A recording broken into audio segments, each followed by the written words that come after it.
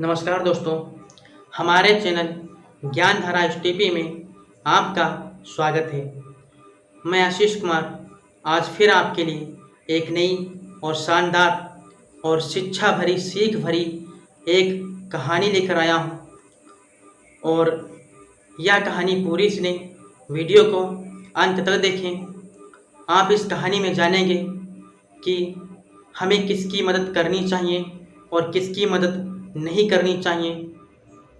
इसलिए इस कहानी को पूरा सुने, वीडियो को अंत तक देखें, कहीं पर भी स्किप ना करें और आपको बहुत ही अच्छी सीख मिलेगी।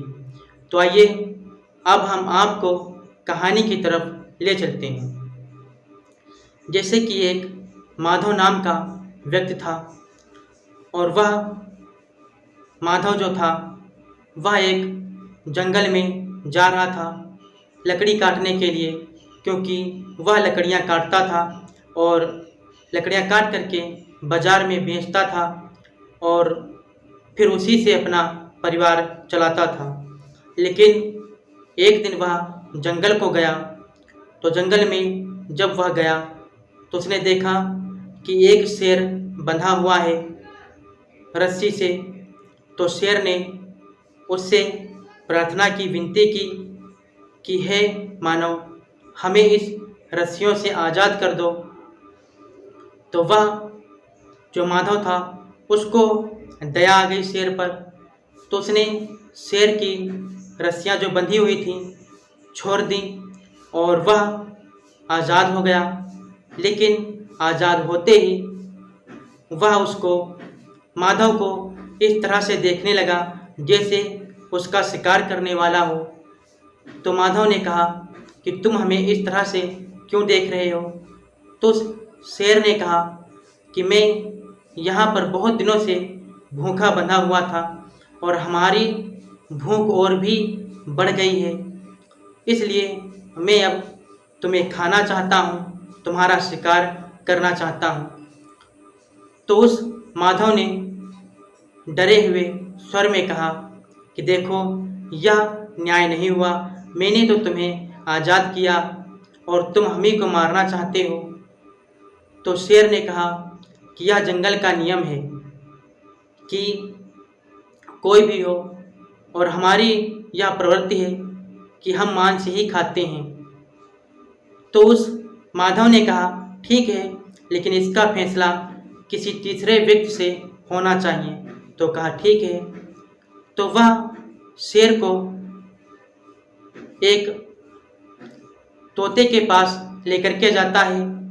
तो तोते से कहता है कि देखो, हमने इस शेर को आज़ाद किया, यह रस्सियों से बंधा हुआ था और यह अब हमें ही खाना चाहता है।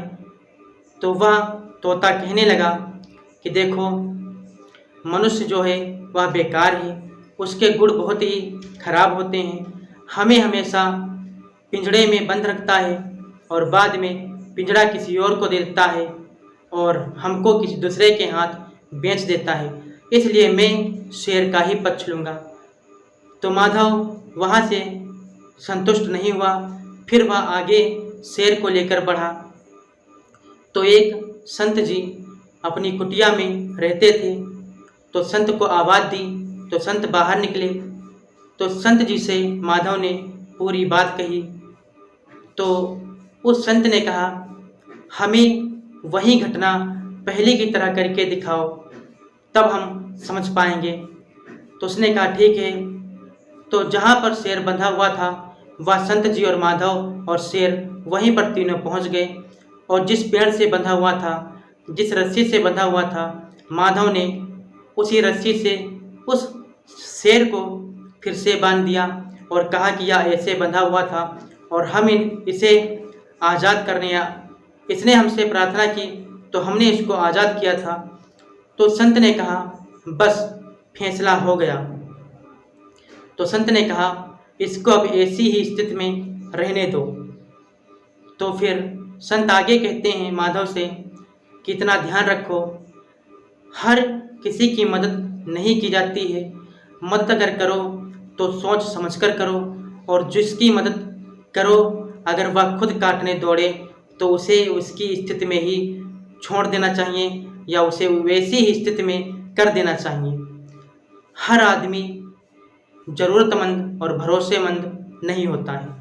तो दोस्तों, मैं आशा करता हूँ आपको यह कहानी अच्छी लगी होगी और मैं अगली वीडियो में मिलूँगा एक नई कहानी के साथ। तब तक के लिए नमस्कार।